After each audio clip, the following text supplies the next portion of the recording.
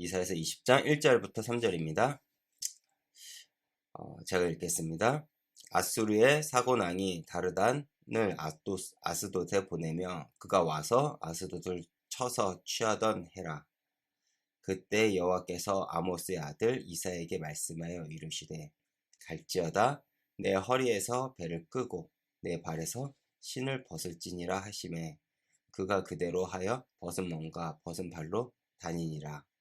여호와께서 이르시되 나의 종 이사야가 3년 동안 벗은 몸과 벗은 발로 다니며 애굽과 구스에 대하여 징조와 예표가 되었느니라. 아멘.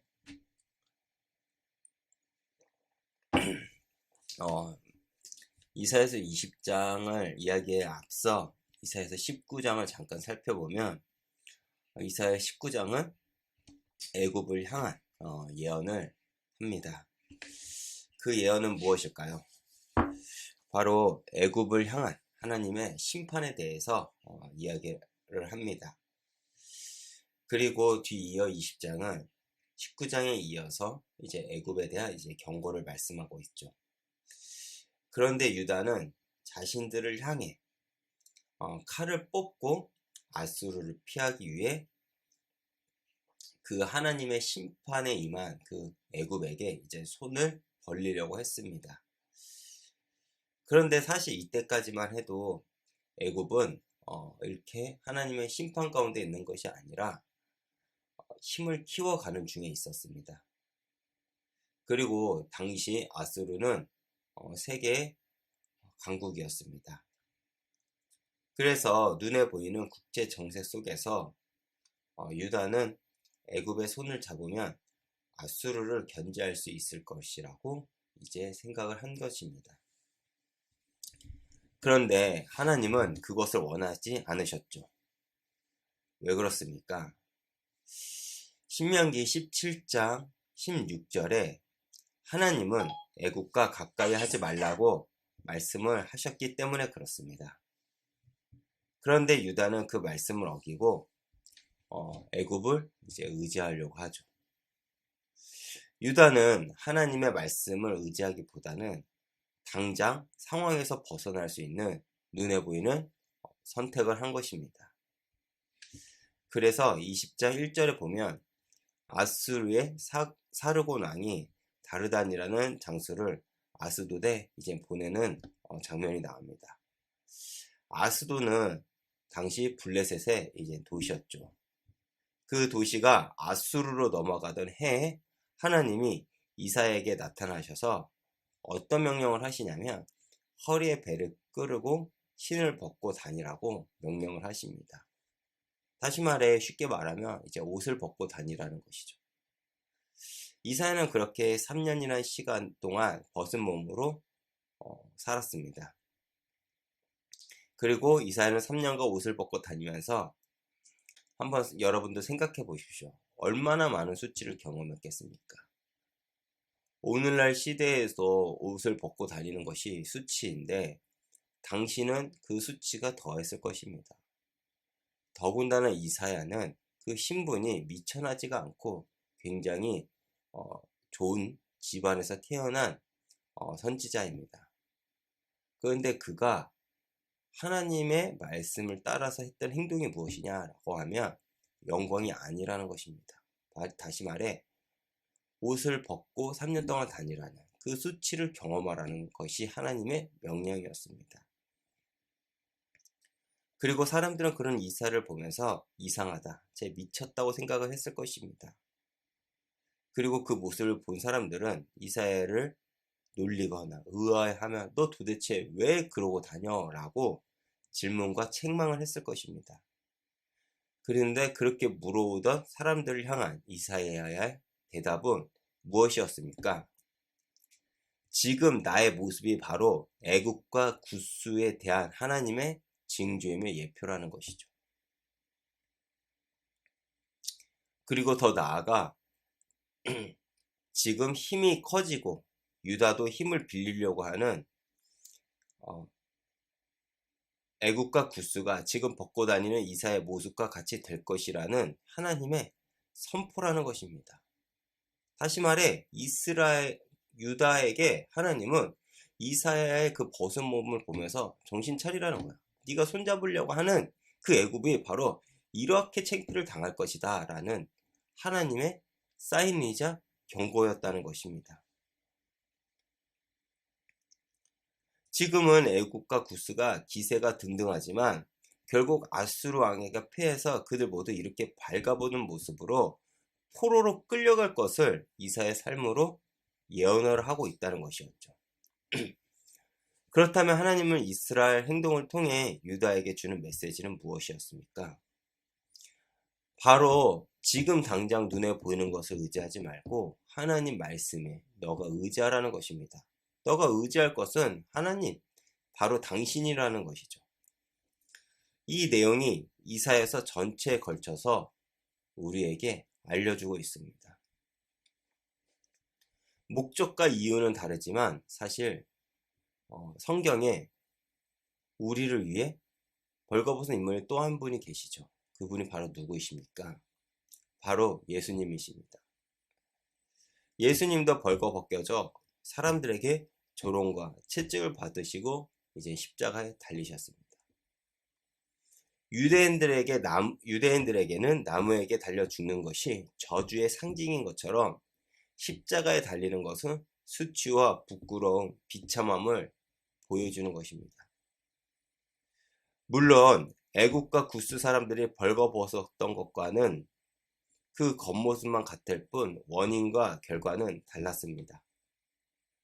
그들은 부끄러움과 수치를 당하고 끌려가서 그들을 의지하는 유다 족속들까지 종국에는 부끄러움을 당했습니다. 왜 그렇습니까? 하나님의 경고를 무시하고 눈에 보이는 것을 쫓아갔기 때문에 그렇습니다. 그런데 그 예수님의 벌거벗음은 그 앞에 있는 기쁨을 위하여 십자가를 참으시고 부끄러움을 개의치 않으셨습니다. 그리고 계속 죽음에 끌려간 것이 아니라 3일 만에 죽음을 이기시고 부활하셨고 하나님 보좌 우편에 앉으셨습니다. 그리고 그분을 믿음으로 우리는 더 이상 그러한 부끄러움을 당하지 않고 우리를 온전케 하십니다. 사실 우리가 인생을 살다 보면 필요한 것들이 많습니다. 그리고 당시 유다처럼 보이는 힘을 쫓을 때가 우리도 너무나도 많죠. 사실 이것은 세상의 기준을 보면 당연한 이치입니다. 오늘날 우리가 왜 많은 것들에 분노를 합니까? 사실 우리가 분노하는 그 내용을 면면히 살펴보면 하나님에 관한 것이 아닙니다. 눈에 보이는 세상에 관한 것이죠. 인연적인 갈등, 세대 간의 갈등, 성별 간의 갈등, 또 더 나아가 물질적인 어떤 그 부의 그런 내가 이런 여러 가지들.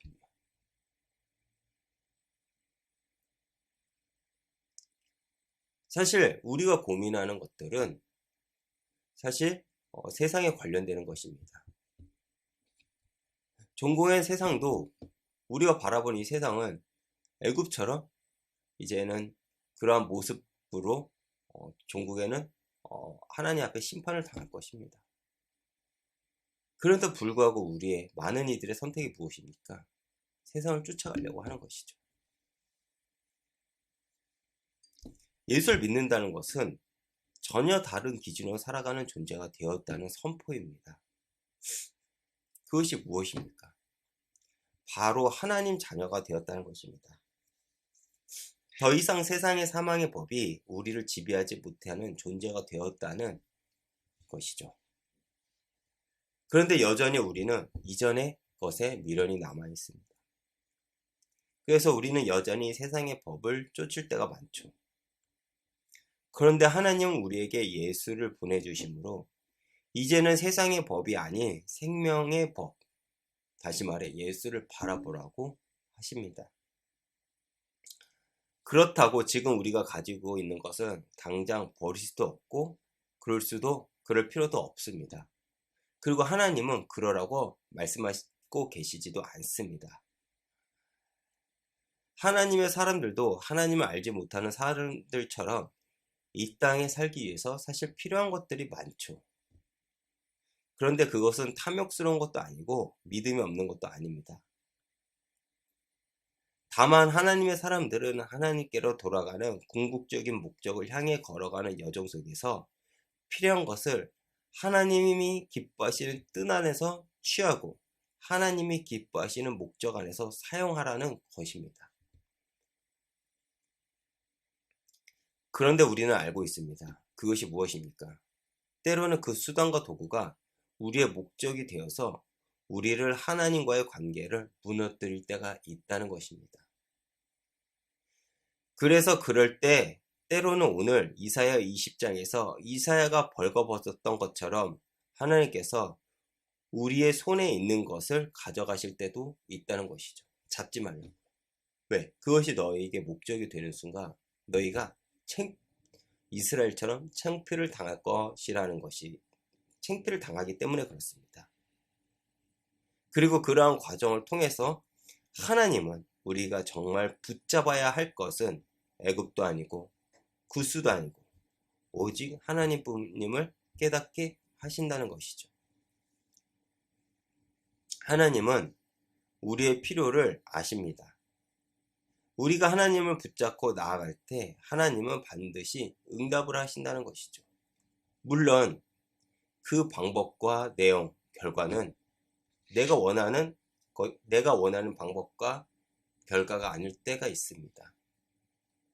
그런데 우리가 그럼에도 불구하고 주님을 믿고 신뢰하는 것은 무엇이냐라고 하면 주님은 그 모든 것을 선으로 바꾸실 분이시기 때문에 그렇습니다. 여러분, 우리가 바라보는 세상은 우리 눈에는 굉장히 크고 강해 보입니다. 우리도 지금 당장 집을 사지 못하거나 아니면 당장 뭘 하지 못하면 당장 안 될 것 같은 두려움에 휩싸일 때가 있습니다. 그런데 성경에서 지속적으로 우리에게 말씀하고 경고하는 것은 무엇입니까? 그런 것들은 종국에는 우리를 창피하게 만든다는 것입니다. 우리가 필요한 것은 무엇이냐? 바로 하나님의 말씀이라는 것이죠. 사실 저도 그것을 하기가 너무나도 어렵습니다. 왜 그렇습니까? 하나님의 말씀보다 세상이 저에게는 더 크게 보일 때가 많기 때문에 그렇습니다. 그럼에도 불구하고 정말 오늘처럼 말씀을 우리가 묵상하고 주님을 깊이 생각할 때 우리에게 얻는 믿음은 무엇이냐? 바로 하나님이 세상보다 크다는 것을 하나님은 지속적으로 우리에게 알려주고 계신다는 것이죠. 오늘날 교회가 세상에 창피를 얻고 조롱을 받고 버림을 받은 이유는 딱 한 가지입니다. 세상. 이스라엘이 애굽과 손을 잡은 것처럼 교회가 세상과 손을 잡았기 때문에 그렇습니다. 그러면 교회가 회복해야 될 방법도 딱 한 가지겠죠. 다시 한번 눈을 들어 주님을 바라보는 것입니다. 십자가를 묵상하고 우리에도 역시 우리에게 맡겨진 그 십자가를 지고 나아갈 때 하나님은 다시 한번 죽음을 이기시고 부활하신 예수 그리스도를 경험하신 것, 예수 그리스도를 우리에게 주신 것처럼 우리도 부활을 경험하게 하실 것입니다.